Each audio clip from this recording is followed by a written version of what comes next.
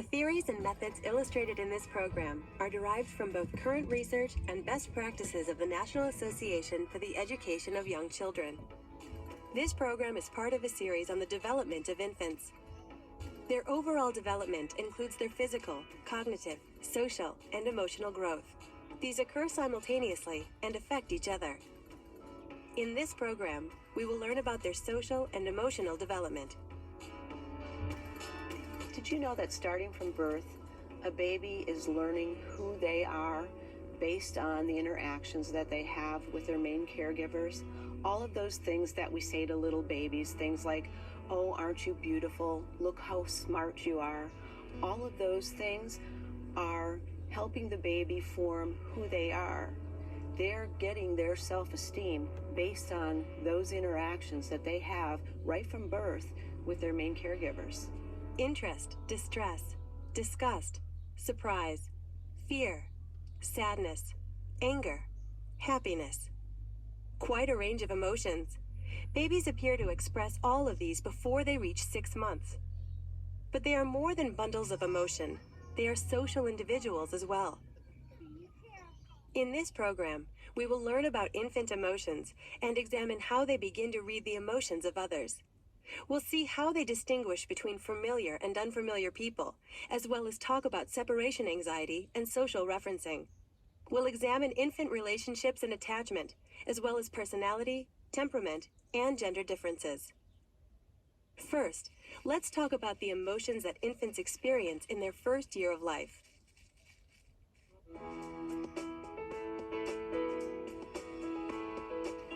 From frantic cries for hunger and from calming coos for just being in the moment with you, infants have a range of emotions. Usually we can categorize them as positive affectivity or negative affectivity. And this just shows a range of joy, happiness, being enthusiastic, all the way to negative affectivity that deals with negative responses of fear, anger, anxiety. So infants really have a wide range of emotions. Ben is just 3 weeks old, yet he can show a range of emotions from one extreme to another. All babies develop differently, so we'll talk about the average age of emotional milestones. Starting at birth, infants can feel interest, distress, disgust, and happiness. They express these through facial expressions and crying. During the first 2 months, an infant's smiles are an inborn behavior, a reflex that occurs most often during sleep. This reflex is unrelated to social interaction. At 2 to 3 months, they begin to react to other people's emotions for the first time by expressing a social smile, which is a smile that is in response to another person's smile. It is one of the first forms of communication between an infant and her parent or caregiver. And who doesn't like to be smiled at? This social smile has a positive impact on how a baby bonds with others. The give and take of smiles between a baby and her caregivers helps form the foundation of an attachment relationship. We'll talk more about attachment later. A social smile also indicates that infants can see well at short distances. It shows that they can distinguish details on another person's face which they can imitate. If a baby doesn't exhibit a social smile by 3 months, it could be a sign of eye problems or other developmental difficulties. Between 2 and 6 months, their range of emotions broadens to include anger, sadness, surprise, and fear. Happiness is probably a parent or caregiver's favorite infant emotion, but things can really get fun at around 4 months when the spontaneous laugh kicks in. Spontaneous laughter is a smile accompanied by cooing and other joyful sounds. This, like the smile, is usually reciprocal. Either the baby or parent will do something to make the other party laugh, resulting in more laughter, and so on. This give and take not only assists in positive bonding, but also begins to teach infants about the outward emotional cues of others. Between 4 and 6 months, they begin to distinguish the different emotional expressions of others. Babies may not understand the full feelings and internal emotions behind these expressions, but they begin to mimic what they see when they interact with others. Infants watch facial expressions just like we read a book.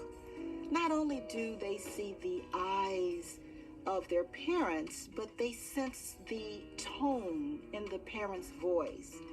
And as the baby begins to communicate with their parent, this is the first form of communication, to actually put those tones in the voice with the facial expressions and to begin to predict what's coming next.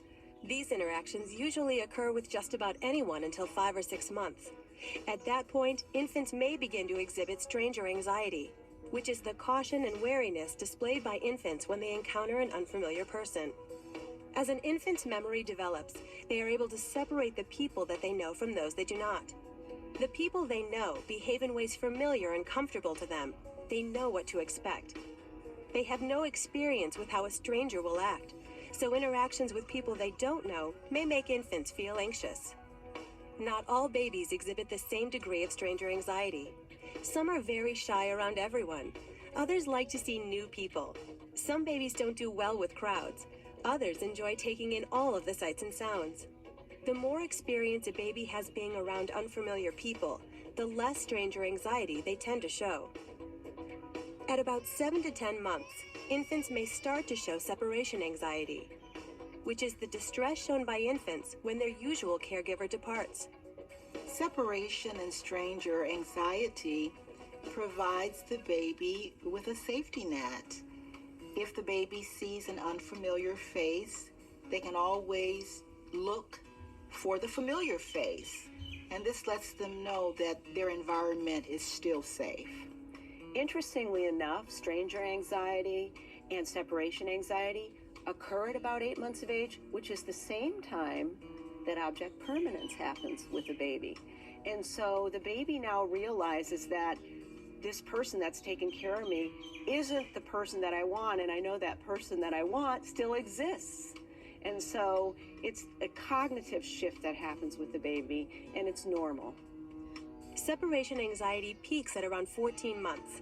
The intensity of this anxiety varies from one child to another and is influenced by many factors like the baby's temperament and environment. Babies also look to others to see how they react to situations. This behavior is called social referencing. Social referencing is the internal search for information about the feelings of others in order to help explain the meaning of uncertain circumstances and events. This usually begins around 8 or 9 months, and it continues for their entire life. At around 9 or 10 months, infants tend to be highly emotional. They often shift from one emotion to another rather quickly. But around 11 or 12 months, they begin to develop strategies to regulate their emotions. By a year, infants begin to understand that outward expressions of emotions relate to internal feelings. Let's review what we've learned in this chapter. Though babies differ in terms of when they reach milestones, they all go through emotional stages during their first year of life. Early feelings like hunger and discomfort are expressed through crying and facial expressions. Around 2 to 3 months, they react to others by exhibiting a social smile. Around 4 to 6 months, they demonstrate a spontaneous laugh and begin to mimic the emotional cues they see in others. Stranger anxiety usually surfaces around 5 to 6 months, and separation anxiety around 7 to 10 months. During these later months of the first year, infants are very aware of their environment and the people with whom they interact. Beginning around 8 to 10 months, they use this awareness when practicing social referencing, and by 11 or 12 months, they begin to regulate their own emotions. Now let's take a look at infants' relationships with others. Trust is key to an infant's emotional development because this is an indication to the infant that their needs have been met, the adults in their world have responded to them. This gives them an emotional template to let them know what they can expect from the world, and it also gives them insights about themselves, having basic trust in themselves. In this section, we will learn about Erik Erikson's stages of emotional development as well as attachment theory. Individuals' emotions and emotional reactions undergo substantial development and change during their lifetime. Developmental theorist Erik Erikson considered how individuals come to understand themselves, as well as how they understand the meaning of their own behavior and the behavior of others. He identified specific stages of emotional development. In each stage, there is a struggle between two opposite emotions. The first stage is a struggle between trust and mistrust. It begins at birth and lasts through 18 months. These feelings depend largely upon how their needs are met by their caregivers. If babies are fed when they are hungry, cleaned when they are messy, and they are given love and attention, then they will develop a sense of trust. Erikson theorizes that if infants have a sense of trust, then they will also have a sense of hope and feel that their future needs will be met successfully. On the other hand, if an infant feels mistrustful, they may view the world as unfriendly and have difficulty forming bonds with others. Consistency is key to developing trust. One way to establish consistency is with routines. Mealtime, bath time, and bedtime routines help teach a baby what they can expect and develop a sense of security. A critical part of achieving trust and autonomy is a child's ability to bond emotionally with their caregiver. This emotional bond is called attachment. Attachment is the two-way process through which infants form emotional bonds with another person, particularly a parent. Children can form attachments with many people, but the primary attachment is most often with the mother. Two components of attachment are the child's need for protection and comfort, and the parent's giving of care in response to those needs. Child psychologist John Bowlby presented the first formal theory of attachment. He identified 4 stages that babies go through as they form bonds with caregivers. Pre-attachment, from birth to 6 weeks. Attachment in the making, from 6 weeks to 6 months. Clear-cut attachment, from 6 months to 18 months to 2 years. And formal reciprocal relationships, from 18 months and older. Bowlby noted that during pre-attachment, birth to about 6 weeks, infants show little or no preference among caregivers.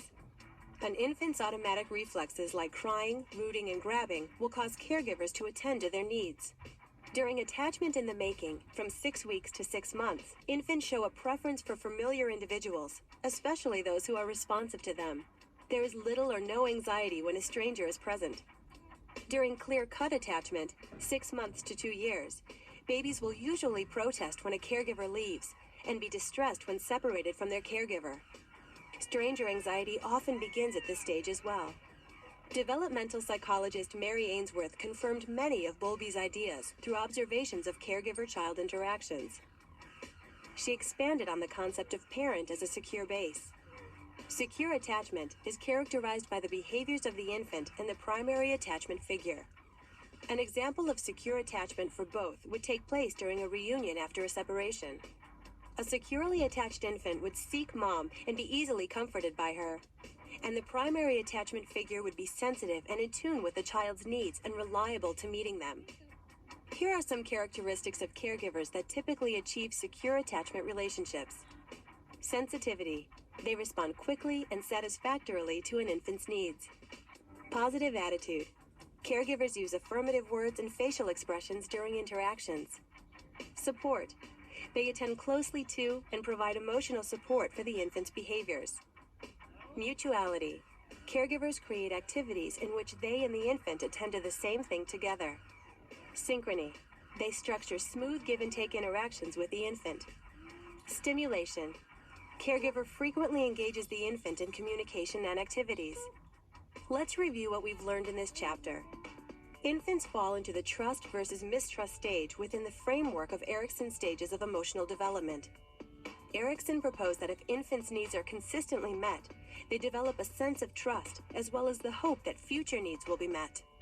Developmental theorists Bowlby and Ainsworth did the founding research on attachment. Attachment is a two-way process of infants and their primary caregivers forming a secure bond with each other. Now let's examine personality and temperament in infants.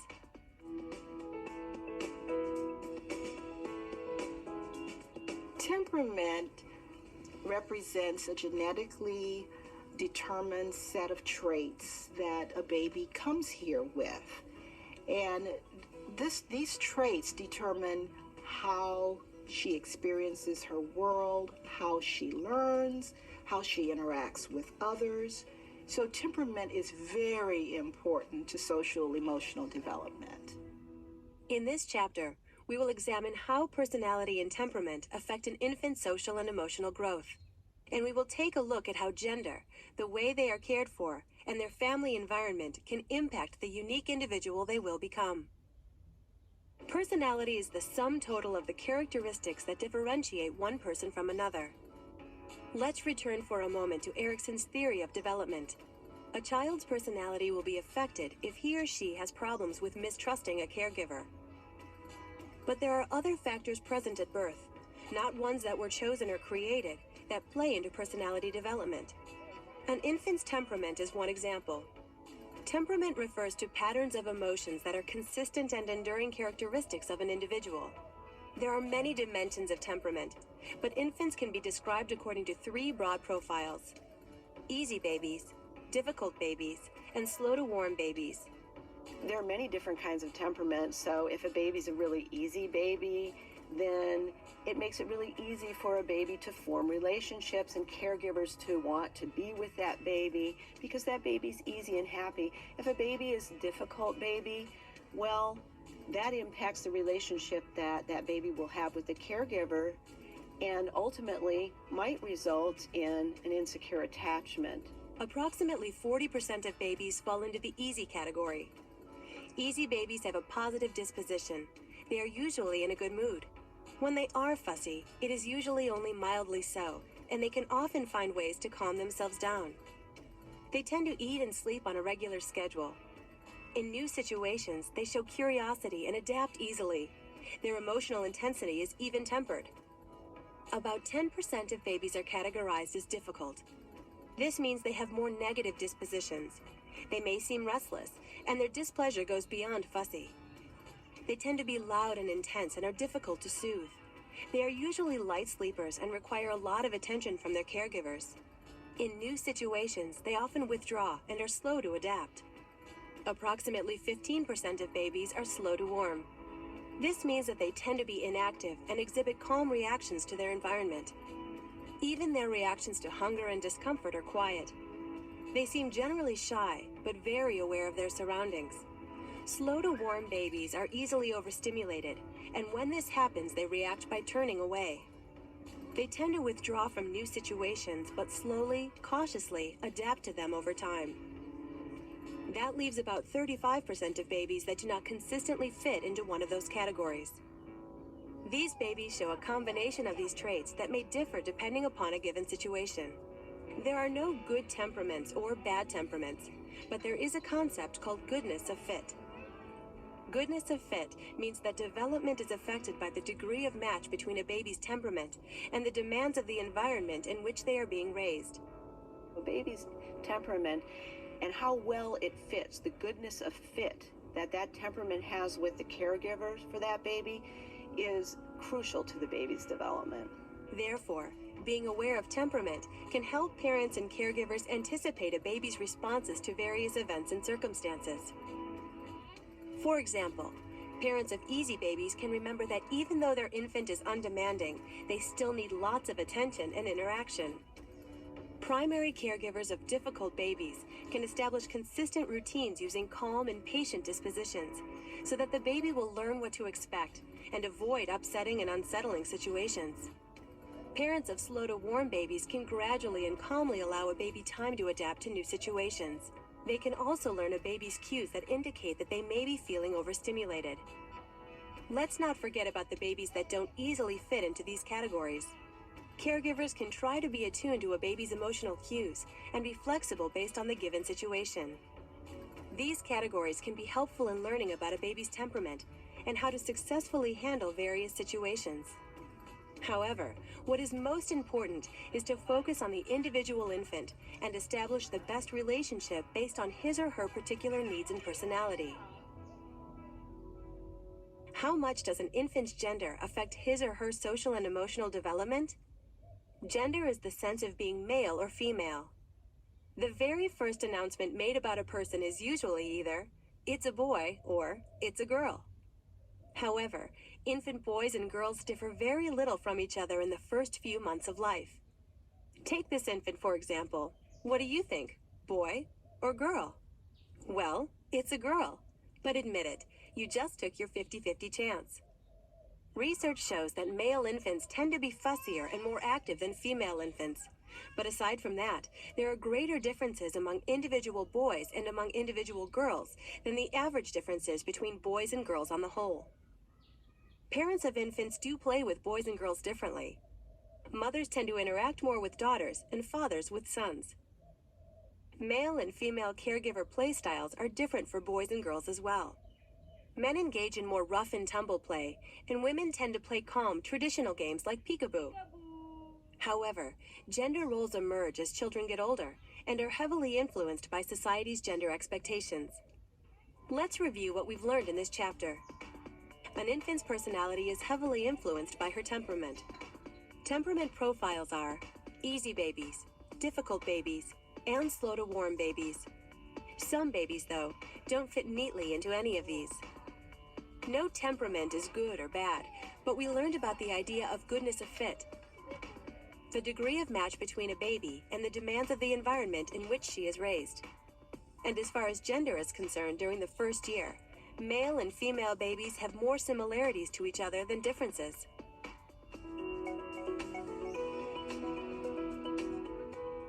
Let's review what we have learned in this program. Infants begin to interact with others through their social smile and spontaneous laughter. We watched as parents and caregivers responded with the same and learned how a social and emotional give and take begins. Babies eventually identify different emotions that people express, as well as distinguish who they know from people who are strangers. Infants fall into the trust versus mistrust stage of Erik Erikson's theory of emotional development. Consistency helps infants learn that their needs will be met and that they can trust others. From this trust, infants form attachments with their primary caregivers. Infants have distinct personalities which are influenced by their temperament. We learned how temperaments can be divided into profiles: easy babies, difficult babies, and slow to warm babies. Some babies exhibit character traits from each profile. Goodness of fit is the match between a baby's temperament and his environment. And though caregivers may treat a baby differently based on gender, there are really more similarities than differences among infants. Every infant progresses through social and emotional milestones during their first year, which establishes the foundation for future interactions and relationships.